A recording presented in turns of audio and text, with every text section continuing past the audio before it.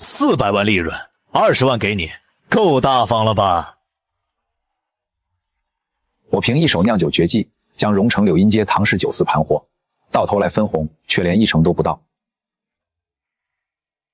哥，这20万我收下，但我要撤资，8万本金还我。从今往后，酒肆跟我没半点关系。陈泽凯愣了愣，随即笑得合不拢嘴，以为自己捡了个天大的便宜。1个月后，陈泽凯因为我的退出彻底懵了。我叫唐云川，家住荣城柳荫街的老巷子。这条街两旁种满高大的柳树，夏天柳条低垂，像绿色的帘子。当时我还在一家快倒闭的印刷厂当平面设计师。堂哥陈泽凯端来一杯热腾腾的铁观音，茶雾袅袅，他的脸在雾气后显得神采奕奖。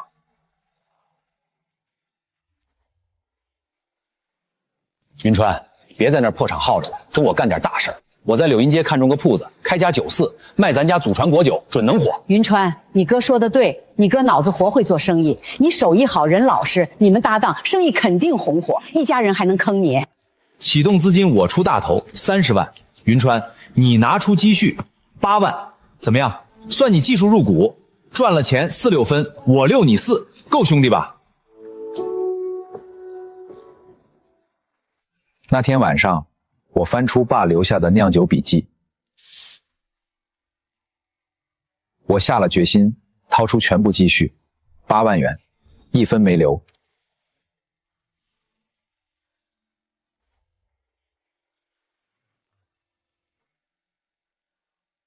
唐云川，你看这儿，摆上2排梨花木酒桌，墙角设个雅间，日后咱这酒肆要让荣城人都知道。因他的热情，我忽略了合同陷阱。酒肆开张了，铺面不大，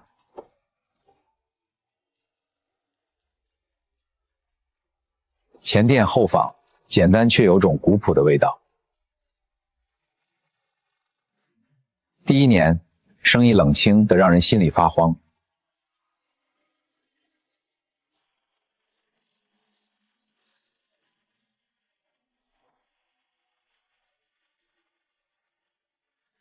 我每天凌晨3点起，骑着借来的电动车去郊外果园挑果子。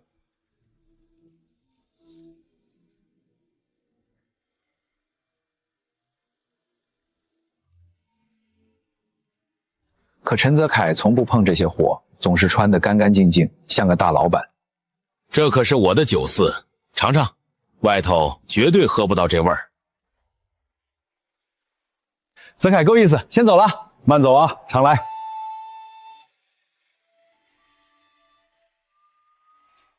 人脉慢慢攒，早晚派上用场。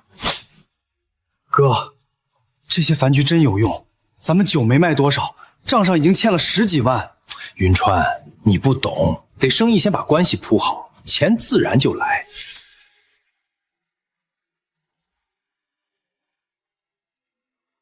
我在酿酒坊墙上刻下爸的箴言：用心酿，味自珍。每次累得不行，看看这几个字就能撑下去。云川，你就适合干这苦力活，脑子别想太多。我开始偷偷记账，不是记酒肆的流水，而是记我的付出。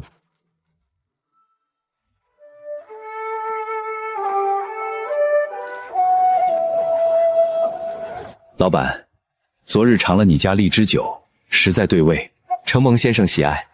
喝着这酒，一下子就念起老家光景了。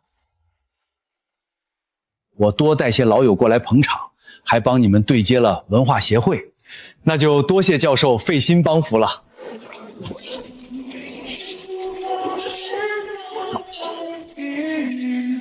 感谢大家来参加我举办的美食节活动，祝大家玩得开心。陈先生厉害啊！这次活动多亏了你。分内之事，往后诸位多多捧场便是。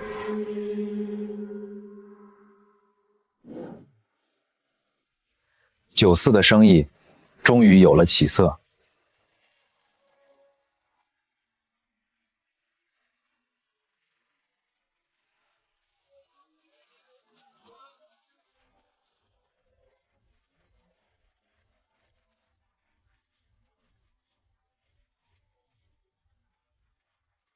我还设计了新包装，酒坛子更有辨识度，顾客抢着买。整体创意皆是我方团队敲定，唐云川只是负责落地执行罢了。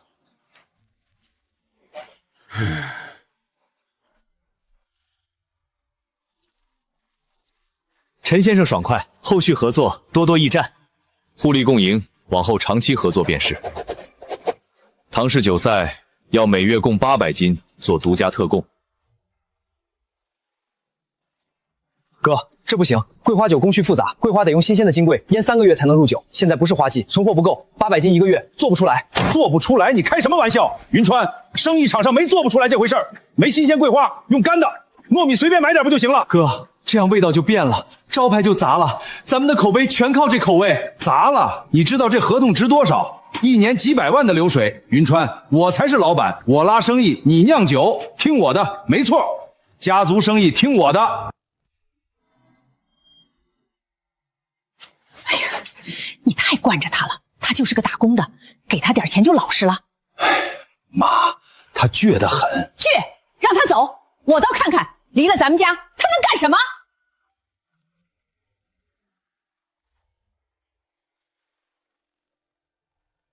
那一夜，我没睡。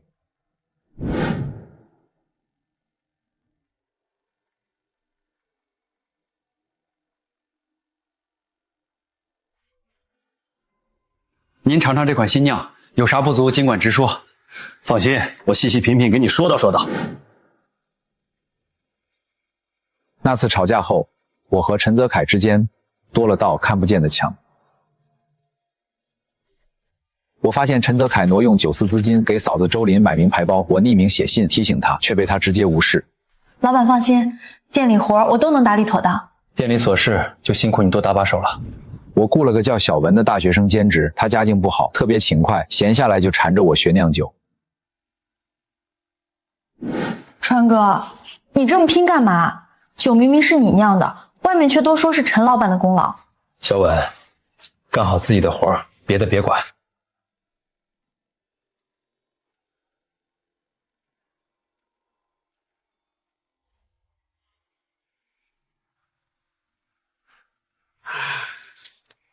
云川，你的酒有老街的魂儿。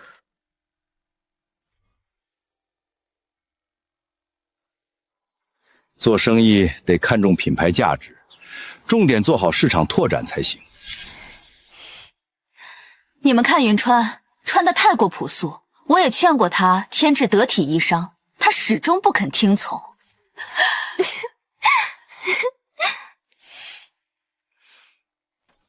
第3年，9·4迎来了最火爆的时候。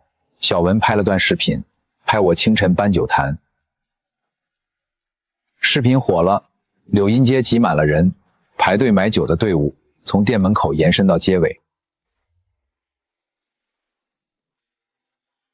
我们9·4的成功靠的是传统和用心。酿酒的活儿也是您亲手做的吗？我有个堂弟，干活卖力，具体活是他做的，我负责把控品质和品牌方向。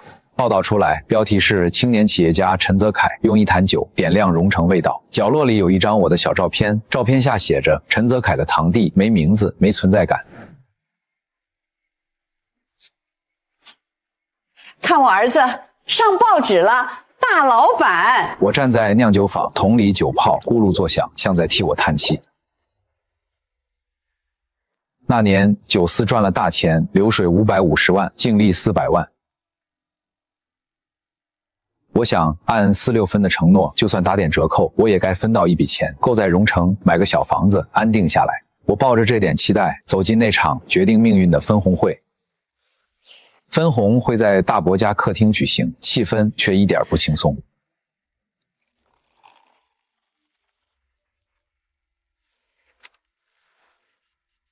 云川，今年你辛苦了，9·4能有今天，你功劳不小。我跟财务核过了，今年流水550万，扣掉成本、租金，我的应酬费还有车子的折旧，净率400万，很不错。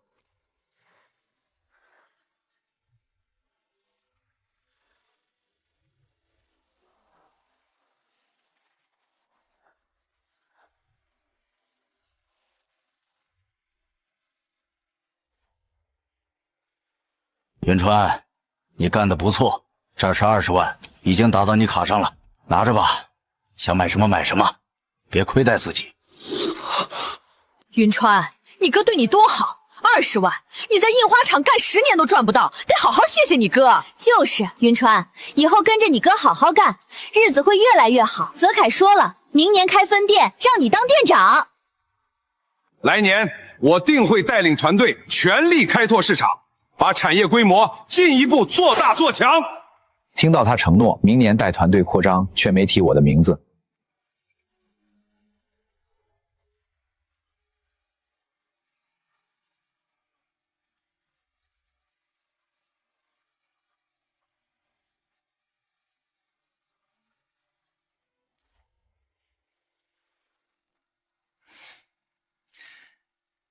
哥，你真够意思，这20万我收下。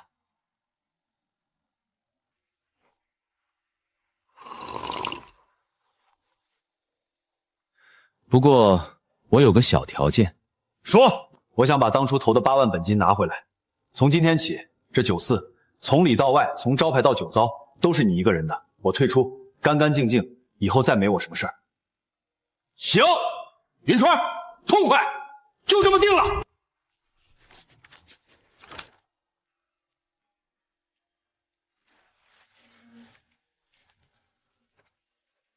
我马上要招新酿酒师。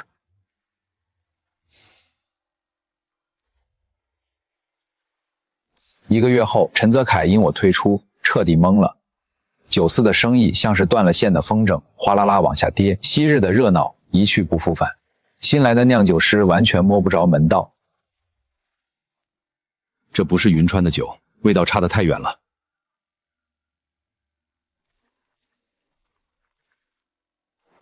其他熟客也开始抱怨，网上原本火爆的评论区冒出一堆差评。云川，回来帮个忙吧，配方的事儿你教教新师傅，咱好歹是兄弟。哥，协议签了，我没义务管酒肆的事儿了，你找别人吧。陈泽凯试着自己酿酒，折腾了几天，弄坏了3桶原料，气急败坏。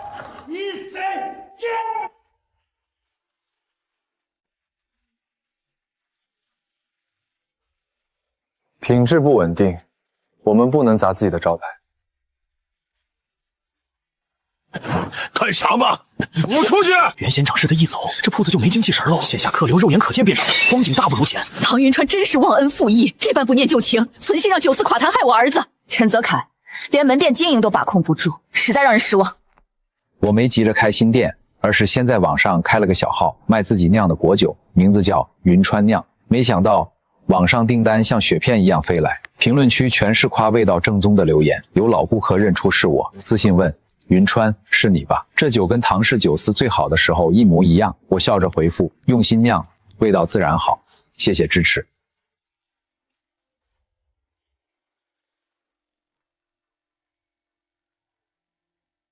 我试着酿了款新酒，加入了点自家种的柠檬皮。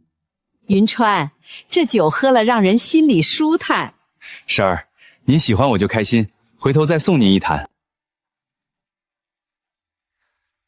云川，你这是故意的吧？你拿了钱还把酒肆搞垮，现在自己偷偷赚钱，良心被狗吃了。哥，酒肆是你的，我退出了，做什么是我自己的事儿。你把配方给我，咱好歹是兄弟，你不能这么绝。配方是我的心血，当初合伙时没写进协议，你忘了？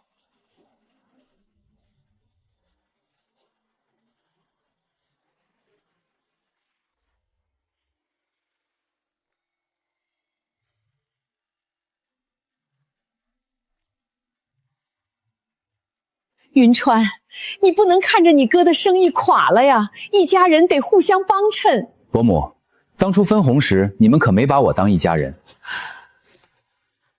我没心思管他们的热闹，继续埋头酿酒，忙得不亦乐乎。网上订单越来越多，粉丝从几百涨到几千，评论区全是好评。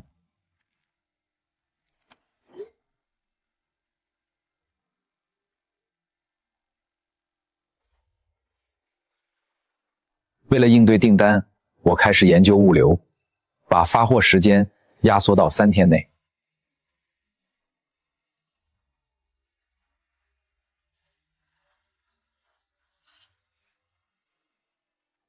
我还开了个直播。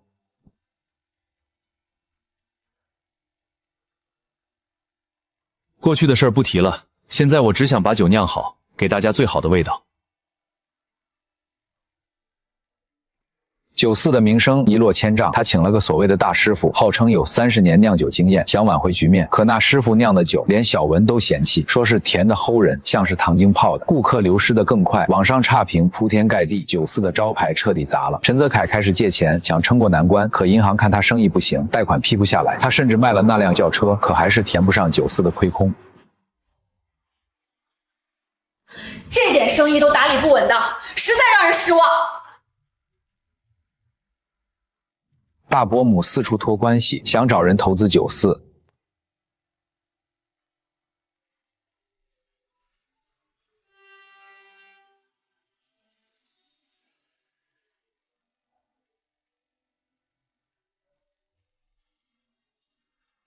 期待后续供货，这款果酒定会广受喜爱，合作愉快，品质方面请你放心。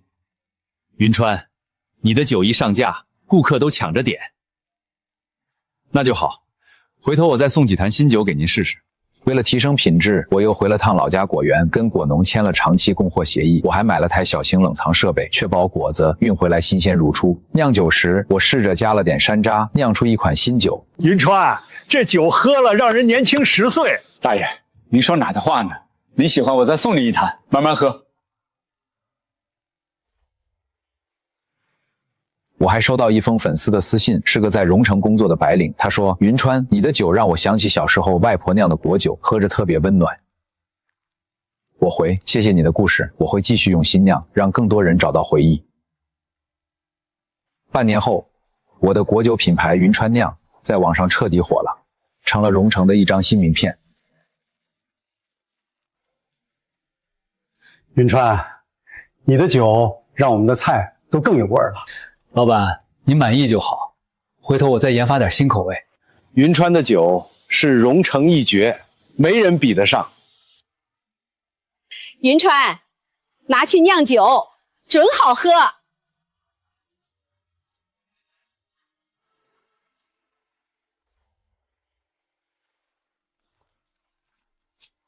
川哥，陈泽把店盘出去，换了点钱还债，可还是背了一身贷款。川哥，你当初退出是对的，陈老板根本不懂94的魂在哪儿。这味道比94最好的时候还棒。我开始计划开一家自己的94，名字就叫云川酿。我设计了新 logo， 简简单单的柳叶图案，底下写着“用心酿，味自真”。开店前，我又开了次直播，邀请粉丝来看开业仪式。谢谢大家支持，我会把最好的味道留在这条街上。谢谢。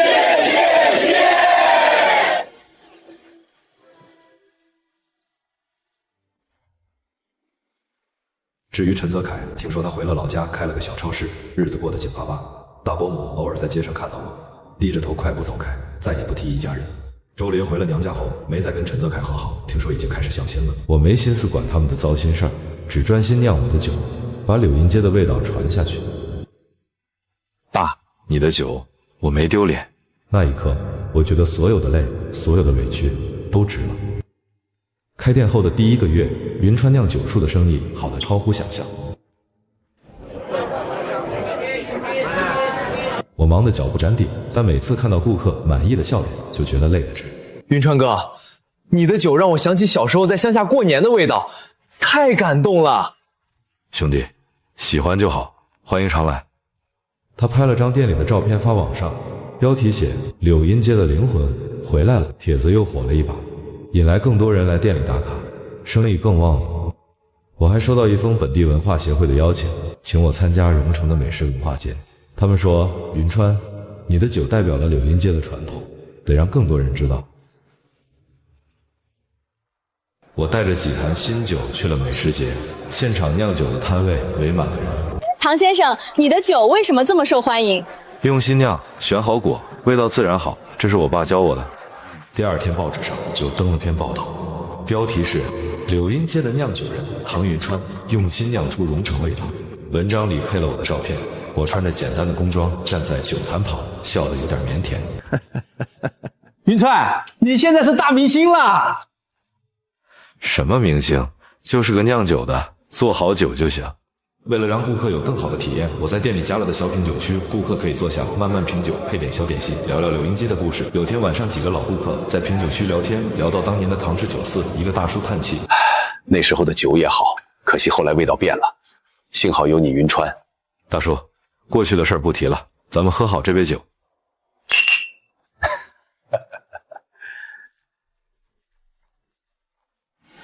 云川酿开业3个月，生意稳得像柳荫街的老柳树。我开始考虑扩张，计划在荣筹其他区再开2家分店，但我没急着铺摊子，先把作坊的产量提上来，确保每坛酒的品质。我还请了个设计师，帮我把酒坛的包装升级，柳叶图案更精致了。新包装一推出，网上订单又涨了一波，粉丝直呼颜值和味道双在线。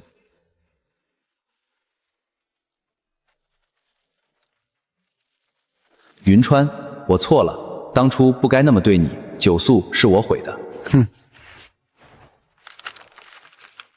我不想纠缠过去，只想把云川酿做得更好，让爸的手艺发扬光大。小文辞了酒售的活，跑来跟我干，成了我的得力助手。他学酿酒越来越上手，有次还自己试着酿了坛梅子酒，味道居然不错。小文，你这手艺快赶上我了，回头给你加薪。川哥，我不图钱。就想跟你学，把好酒酿下去。柳荫街的街坊们也越来越支持我，逢年过节总送点自家种的果子。云川，拿去酿酒，准好喝。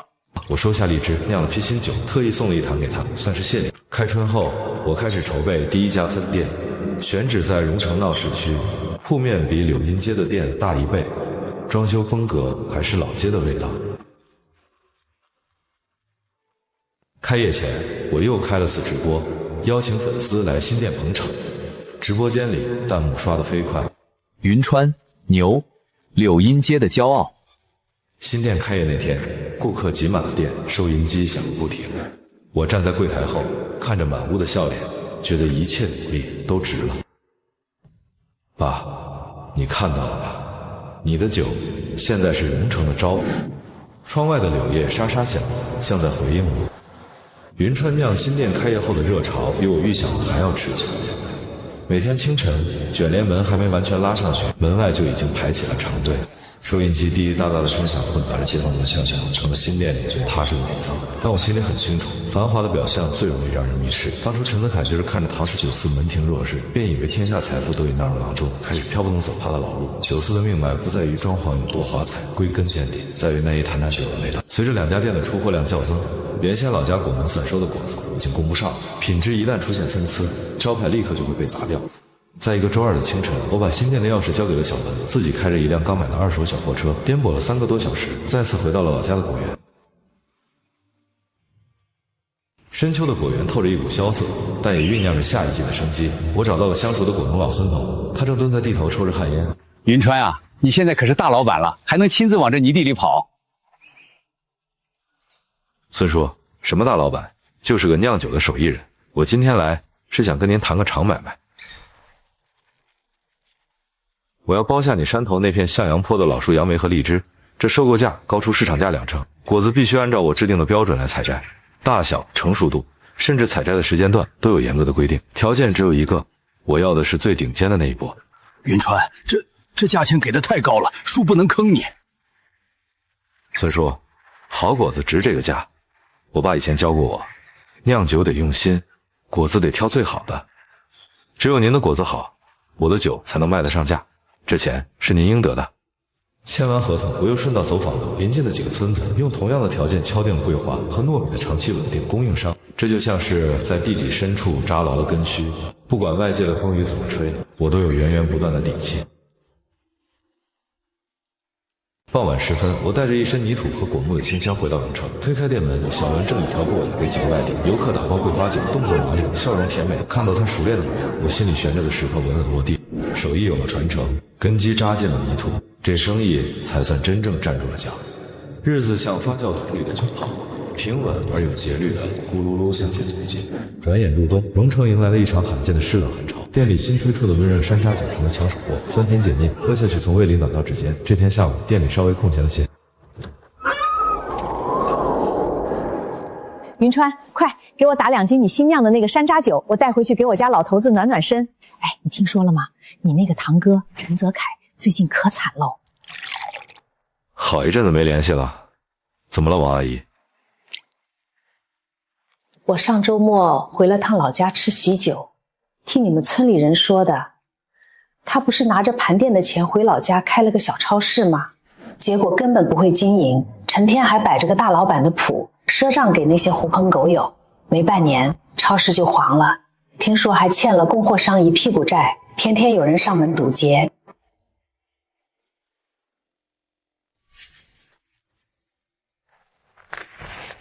当初酒宿1年净利400万，他拿走380万，加上他大肆挥霍买车买名牌，那笔钱看似庞大，但对于一个没有根基又极度虚荣的人来说，不过是过眼云烟。还有更绝的呢，周林也跟他离了，听说走的时候把家里稍微值钱的家电首饰全卷跑了你。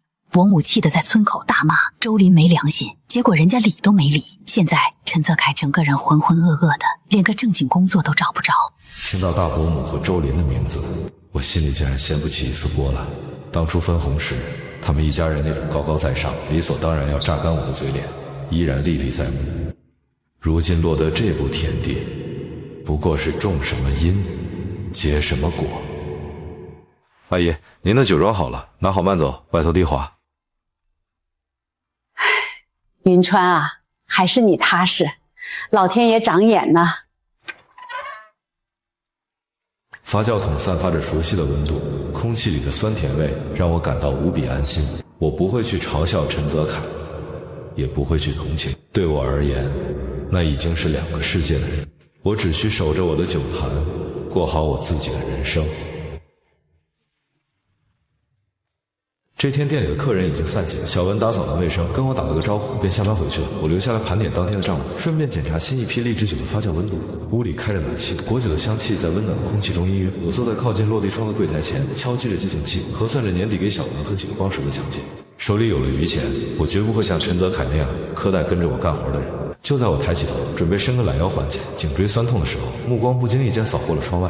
隔着一条柏油马路，街对面的报亭阴影下站着一个人，那人穿着一件皱巴巴的黑色列支夹克，拉链只拉到一半，里面露出褪色的毛衣领子。即便隔着10几米的距离，我还是一眼就认出了他，陈泽凯。他佝偻着背，再也找不到半点当初穿着笔挺西装，在镜头前侃侃而谈青年企业家的影子。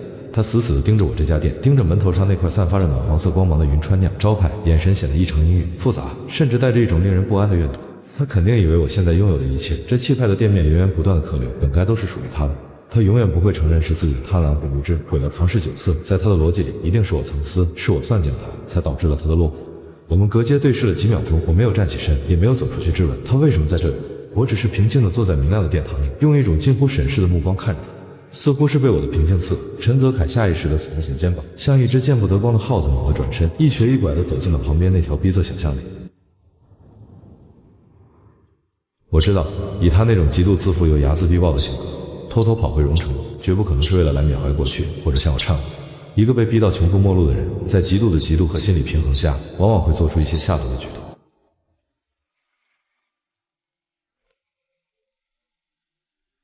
喂，刘师傅，明天麻烦你来一趟店里。对，我要把店面内外所有的监控摄像头都换成高清夜视的，而且要做到无死角覆盖。另外，酿酒坊的门禁系统也需要升级。挂断电话后，我又打开了电脑里的生产日志，系统将所有原辅料的进货批次、检验报告、发酵记录做了一次全面的云端备份。陈泽凯如果不甘心，想在暗地里使绊子，那我随时恭候，但我绝不会给他留下任何可乘之机。这属于我的干干净净的心血，谁也别想染指。不出我所料，陈泽凯的报复来得很快，而且手段极其低劣。那个周六的下午，店里正是人最多的时候，许多年轻人围在品酒区拍照打卡，几个老街坊在前台排队打3-9，我正低头给一坛老树杨梅酒封口，突然听到“噗”的一声脆响，紧接着是瓷片碎裂和液体飞溅的声音。哎呦，这什么黑心店啊？要毒死人是不是？这两个穿着琉璃流气、满臂纹身的平头男人站在品酒区，其中一个故意把刚买的半斤装桂花酒砸在地上，淡黄色的酒味流了一地，空气中立刻弥漫开浓郁的酒香。大家都来看看啊！这什么网红果酒，里面居然吃出个死蟑螂！我兄弟喝了一口，现在肚子疼的直抽抽。就这种卫生条件，你们还敢买？原本热闹的殿堂瞬间安静下来，顾客们面面相觑，眼神里充满了惊疑不定。那个声称肚子疼的男人顺势捂着肚子蹲在地上，哎呦哎呦的叫唤起来，演技浮夸的连路边的群演都不如。肚子疼！小文吓了一跳，脸色发白的看向我。这位兄弟，既然吃出了东西，肚子又疼，那可是大事。小文，马上打110叫救护车，再打110报警，同时给区食药监局打电话，请他们立刻派人来现场抽检采样。蹲在地上的男人叫唤声明显顿了一下，拿手机录像的那个也愣住了。他们大概以为我会像一般生意人那样，为了息事宁人而捂住他们的嘴，或者慌乱的道歉塞钱。报什么警？你少来这套！你这明明是黑心作坊，我们现在就要曝光你，让你赔钱关门！别动，店里无死角监控，带后音的。那只蟑螂是你砸碗前就在酒里的，还是碗碎了之后从你袖口里掉出来的？监控拍得一清二楚。你要是现在踩上去，那就是故意毁坏证据，罪加一等。原本只是想看热闹的顾客，见我态度如此坦荡强硬，反而都留了下来，想看看事情到底怎么收场。两个男人见真格的了，开始有些发虚，那个肚子疼，但男人被医生按在担架上检查了一番，除了心率有点快，各项指标完全正常，连体温都不带波动的。警察同志在现场拉起了警戒线，我配合地调出了刚刚升级过的高清监控录像，直接投屏在店里那台平时用来放品牌宣传片的电视上，画面放大放慢。所有人清清楚楚地看到，那个男人在接过酒碗后，并没有马上喝，而是借着转身的动作，手指飞快地从口袋里捏了一个黑色的小东西，弹进了碗里，然后才假装喝了一口，接着重重地把碗砸在地上。警察同志，您看，这动作够熟练的。几位领导，麻烦您仔细看看这只蟑螂。酿造果酒，尤其是这批老树杨梅，酸度不低，且酒精度在15度左右，需要密封发酵足3个月。如果有虫子在发酵前就混了进去，在那样的高浓度酒精和酸性环境下浸泡3个月，虫体早就发白、软化，甚至半溶解了。但大家看，这只蟑螂外壳油亮扒黑，触角硬挺，连腿上的倒刺都完好无损。就是啊，这虫子一看就是干的，这俩小讹人讹到云川头上了，真是瞎了。云川的酒我们喝了多少年了，干干净净，从没出过问题。群众的眼睛是雪亮的，一逻辑理顺，原本摇摆的信任瞬间变得无比坚固。那两个男人见势不妙，对视一眼，竟然推开医生就想往门外跑。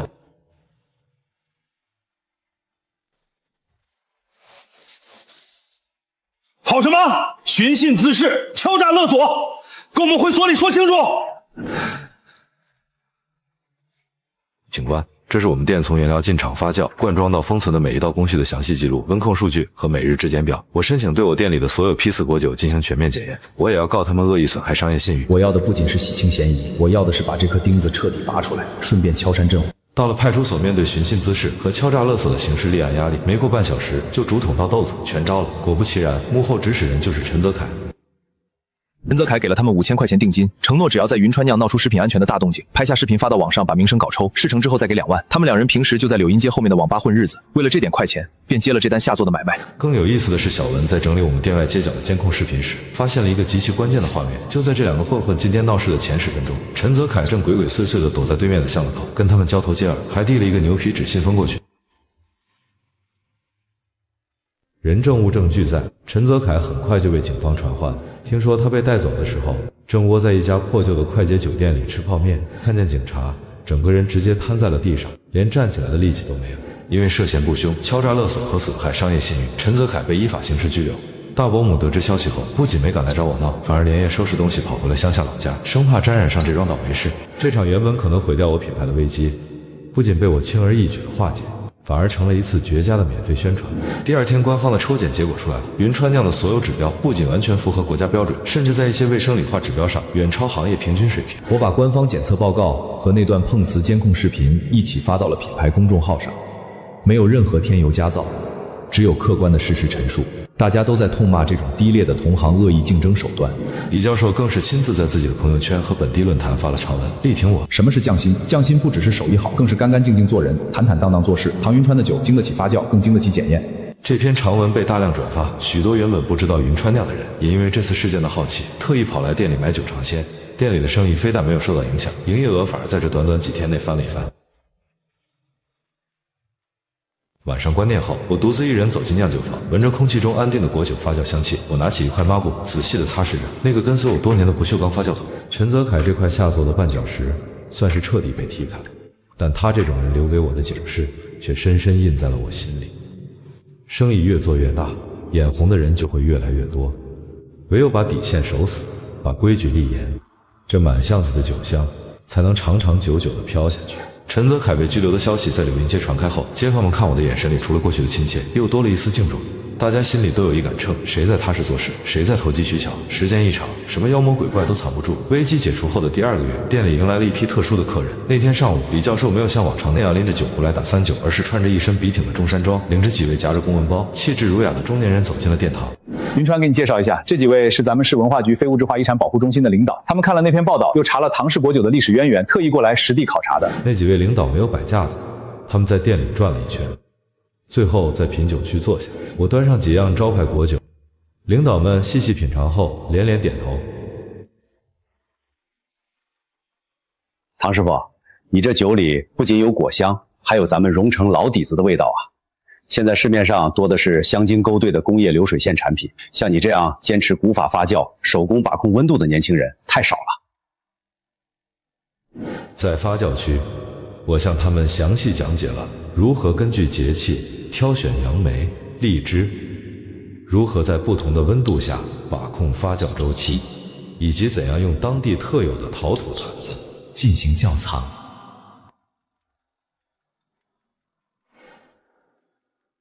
唐师傅，我们准备把唐氏古法果酒酿造技艺作为今年的区局非物质文化遗产项目进行申报。这不仅是对你个人手艺的认可，更是对咱们传统文化的一种保护。我脑海里瞬间浮现出父亲当年在果园里挑挑拣拣，在闷热的酿酒坊上挥汗如雨的背影。如果他还在世，听到这个消息，一定会高兴地多喝上2杯。非遗申报的流程启动后，官方媒体做了一次深度的跟进报道。云川酿不再仅仅是一家生意红火的酒铺，更是被赋予了文化传承的社会意义。然而，这块金字招牌耀眼的光芒不仅照亮了前路，也刺痛了那些躲在阴暗角落里贪婪成性的人的眼睛。陈泽楷因为雇凶敲诈勒索，不仅要面临刑事处罚，还需要对被砸坏的店面设施以及造成的营业损失进行民事赔偿。他之前盘店的钱早就挥霍填了窟窿，周林又卷走了一大半家当。如今大伯母为了凑钱，给他请律师和交罚金，急得像热锅上的蚂蚁，四处借债却连连碰壁。就在他走投无路的时候，云川酿申报非遗的新闻在本地电视台播出了。看着电视上我意气风发的样子，再看看因为缺钱而被关在看守所里的儿子，大伯母的嫉妒和贪婪再次战胜了仅剩的理智。一个阴沉的星期3下午，店里顾客不算多，我正在柜台后核对下个月的供货单，玻璃门被一股蛮力猛地推开，大伯母气势汹汹地冲了进来，眼窝深陷，头发凌乱，完全没了当初那种高高在上的阔太太模样。跟在他身后的是一个穿着廉价西服、梳着油头的干瘦男人，手里还夹着一个鼓鼓囊囊的公文包。小文见来者不善，下意识地倒在了柜台前面。我拍了拍小文的肩膀，示意他退后，然后平静地看向大伯母。云川，你现在出息了，当上什么非遗监承人了是吧？你可别忘了，你那手艺是在我们唐氏酒肆里练出来的。我今天不是来求你的，我是来拿回属于我们家的东西。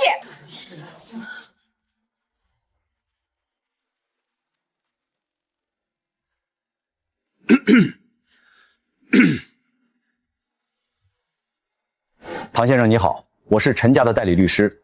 根据我国相关法律，你在合伙经营唐氏酒肆期间研发的所有果酒配方，属于职务发明或合伙企业的共同财产。现在你单方面使用这些配方开设新品牌，属于侵权行为。当年陈泽七先生特意为您购买了这本笔记本，用于记录你们共同探讨的酿酒心得，这足以证明配方是双方合作的结晶。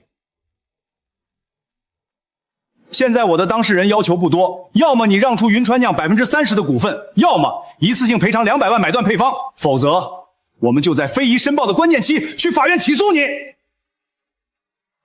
他们打得好算盘，利用非遗申报期我不想惹上官司的新闻，狠狠地敲诈一把，好去救那个不成器的陈泽楷。我看着那本曾经承载过我一丝愚蠢感动的笔记本，没有愤怒，甚至连冷笑都懒得奉送，我只是觉得他们可悲到了极点。店里的几个街坊听到这边的动静，都围了过来，对着大伯母指指点点。大伯母却像个输红了眼的赌徒，梗着脖子，一副吃定我的死赖模样。律师是吧？既然要谈法律和证据，那咱们就摆在明面上谈。我慢条斯理地拉开柜台下方的带锁抽屉，我拿出一个包裹得严严实实的防潮袋，拆开一层层油纸，从里面拿出了另一本笔记本。这本笔记本纸页已经严重泛黄，边角卷曲封皮上甚至还沾着多年前干涸的果汁印记。这是我父亲留下的真迹，是我视若珍宝的命根子。我把笔记本翻开，推到那个律师面前，看清楚上面的年份，这里面详细记录了桂花酒、老树杨梅酒、荔枝酒的原料配比、发酵温度、陈酿时间。这本笔记的最后一次修改时间是我爸去世那年，距离我进入你们那个破酒肆足足早了15年。律师的脸色微微一变，探着头看了一眼那些泛黄的字迹，刚才的嚣张气焰瞬间短了一截。所谓的合伙研发简直是无稽之谈，我带资入股，带技术入股，核心配方从头到尾都是我父亲的个人遗产。至于你说的合伙企业共同财产，我又从抽屉里抽出一份文件，正是当初我撤资时，陈泽楷为了独吞400万利润，迫不及待跟我签下的那份撤资协议。从今日起，唐云川彻底退出唐氏酒肆，退还本金8万元。自此，酒肆从里到外，从招牌到酒糟，与唐云川再无任何瓜葛，双方互不拖欠。我抬起头，目光如刀子般直刺那个律师。这份协议是陈泽奇亲笔签的。你们想要配方，去你们原来那个破产的酒闪里翻酒簪去吧！带着一本空白的破笔记本跑来敲诈一个合法经营的商家。这位律师，你信不信我现在就打给司法局查查你的职业资格？顺便再告你们一个敲诈勒索未遂。甘寿律师的额头上冒出了冷汗，他一边尴尬地把自己带来的纸收回包里，一边结结巴巴地说：“这可能有误会，陈太太之前没跟我说有这份协议。”说完，他连招呼都没打，夹着公文包灰溜溜地逃出了店门。大伯母见靠山跑了，原本强撑的气势瞬间垮塌，她突然扑通一声坐在地上，开始撒泼大哭起来。云川啊，你不能这么绝情啊！泽楷在里面受苦，家里连锅都揭不开了。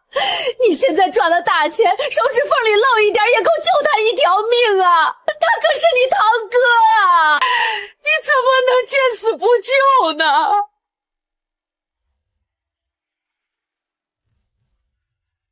伯母，当初1年净利400万，你们一家3口坐在沙发上，像施舍叫花子一样扔给我20万，顺带还想白嫖我一辈子的劳力。那时候，你们有把我当过一家人吗？云川，你不能这么对我呀！出去，再不走，我马上报警，让警察以寻衅滋事的名义把你请走。